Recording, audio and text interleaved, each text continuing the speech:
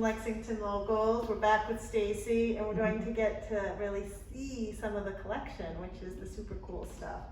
So this is something very interesting Stacey was just explaining. So tell us all about it. Sure. So we're really lucky we have the records of two of the taverns in town, the two that we operate, Buckman Tavern and Monroe Tavern. And we really are lucky to have this volume of material. I've done programming with people from other taverns like Gadsby's Tavern and other kind of historic site taverns.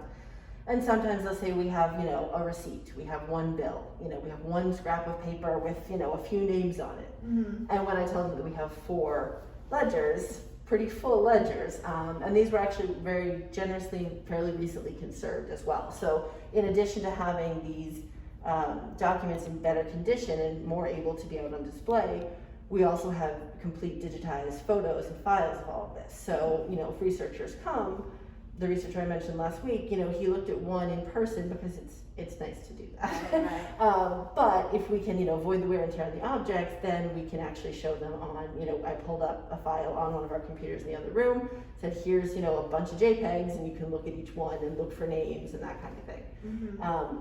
So having these is a really cool, it's like kind of a drop-in, kind of a window into what people were buying in Lexington. Most of these are from, this one here on the left is 1794 to 1893. So that's 100 years. More kind of, yes, about 100 years, and it's more the 19th century. This is a day book for Colonel William Monroe, who owned this tavern. And this one runs 1769 to 1796. So this would have been the ledger that he had, when the events of April 19th happened. And Colonel Monroe actually had a store previous to that. So some of the earlier purchases in like the 1760s and early 1770s would have been sugar, chocolate, things like that. Reverend Jonas Clark actually used to come here and buy his chocolate. He liked chocolate, he would come here and buy his chocolate. So a lot of that was kind of store stuff, and then he actually got his tavern license in November of 1774. Which I always think is really kind of bad timing, because part of the reason why, the British stopped here on April 19th is because it was a tavern, and they assumed, there'll be, probably lots of linens for the beds so that we can rip them up and make bandages, there'll be food, there'll be drink, that kind of thing. So had it not been a tavern, they may or may not have chosen this house to stop at. And it had only been a tavern for about 6-7 months at that point. So it's that is bad timing. Kind of one of those timing things. But having them has just been such a wonderful resource. In addition to these two, we have 2 others in the other exhibit case. And these will be up for probably a month or 2. We're going to try to change through the exhibit cases here so that when people are visiting to do research, they can see different objects pulled out. So basically, every day, Mr. Monroe would write down what people bought. In this beautiful handwriting. Yes. I know, it's really nice. And we were looking at it, there's a lot of rum here. They're buying a lot of rum. And tea. This is definitely post, we're definitely into the tavern stage. These are 1780s. Right. But one thing I had mentioned before and I really like is seeing evidence of a wide range of community members. I mean, you do get obviously a lot of men coming to the tavern. That's kind of an assumption, would be, where you come, have a drink, talk business, talk whatever. But you do see we're having some variety. We have some where it's, the widow so-and-so came in and purchased something, or a woman came in and purchased something, purchased sugar or tea. Sugar and tea. Yep. Joseph Smith. Yeah. Came in for sugar and tea. And then right underneath Joseph Smith is Peter Tulip. Who was a free black man in Lexington at the time. Rum. I don't know what that says. Soy? So rum could be sugar. Oh. Does it say whetstone? That might be whetstone. Well, I mean, that's the thing you could buy. Right? Makes sense. You need to sharpen your knife. Yeah, very interesting. Yeah. And the price. Oh, this person bought a broom? A tea? Is that broom? Or is that possibly. Maybe something else? Oh. It could be, actually, so broom is actually, it's funny, I believe broom is actually the name of some of like the straw that you use to like bind into brooms, like it's that, like that kind of straw, like, so she bought some of that maybe. So interesting. But yeah, so it's just, I'm not sure everybody would have loved to, have your shopping history basically on paper for all your neighbors to see. Well, we do now, right? That's true. Not only do we do it, then they redirect us,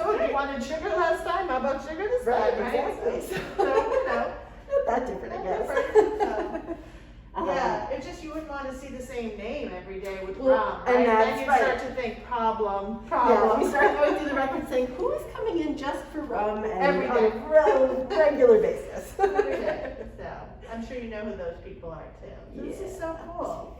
Yeah. All right, thanks. Yeah, absolutely. This unusual looking piece, it's stored upside down because the bottom is the bottom right now is square and easy to store it on.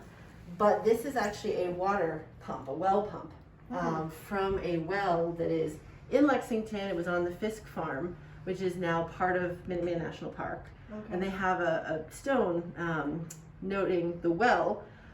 What happened at the well, and it's a really interesting kind of apocryphal story where during the events of kind of the middle of the day after Concord, before they came back through Lexington, there was a British soldier and a colonial soldier, a man from Acton, and they both got to the well kind of at the same time because they wanted to see if they could just get a drink of water in the fighting, that sort of thing. And the story is that they both kind of did the "you're a dead man, no you are," moment, and they both shot, and they both eventually ended up dying. The British soldier right away, the other man later on. So it's a great story on its own, and it's real. It happened. So it's not one of those just, oh, that sounds cool. Right. But also, in addition to it happening, we have evidence. So we have the actual well site. If you go into the national park, there's a stone saying, this is what happened here. This well pump was the one that was at the site, and at some point, we haven't identified exactly where, because at pre-1900, sometimes it's hard to figure out the records.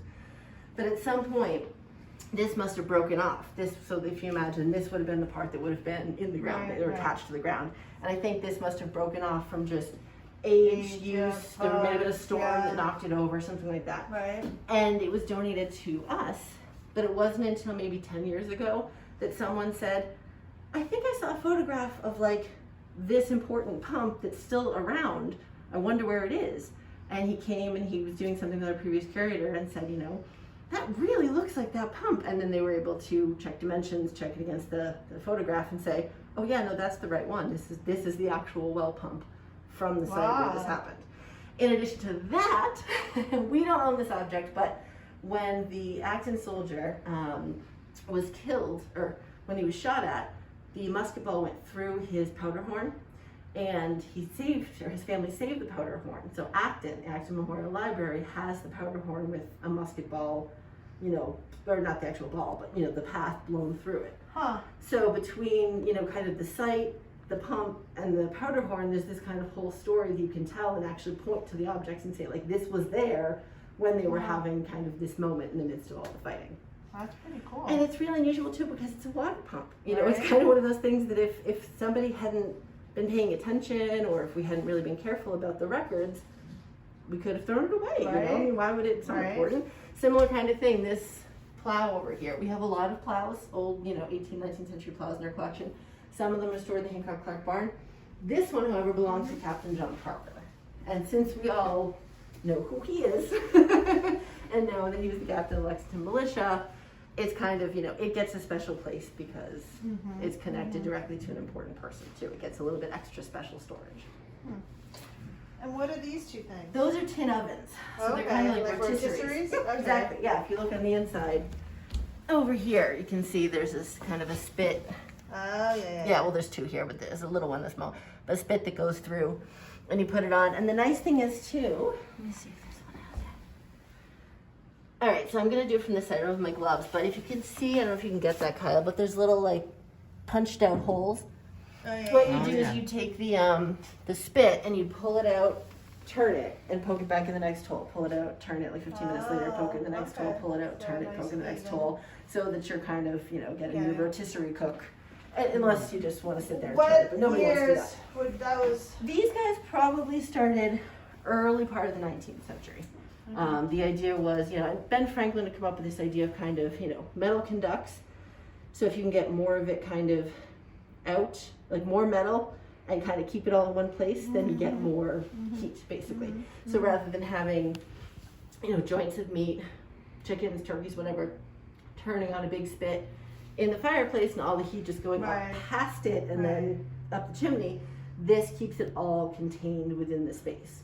So it's that kind of just that principle of kind of keeping everything inside is going to cook. I mean, this was high tech. This was really great technology. Right, no, You know, right? this is rotisserie chicken technology back in Right? 1805 or so. That is pretty impressive, 1805. Cool. Oh, what do you have back there? This is all really amazing storage for us. We're really happy with it. We've got Well, rare some books. goodies These are all rare books here. Okay. So we've got. I you know, wondered where those were when we were downstairs. Yeah, so I yeah, was like, downstairs. where are the rare ones? Downstairs reference. This is the rare one. So Nice. I can't think of any to point out specifically, but we.